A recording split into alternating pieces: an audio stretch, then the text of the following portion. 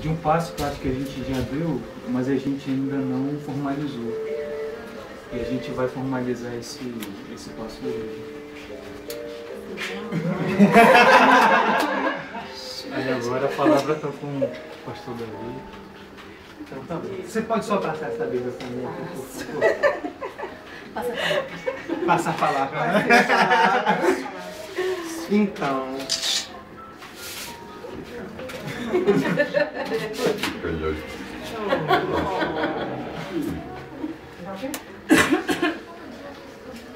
Fanny, Aaron e Luciano.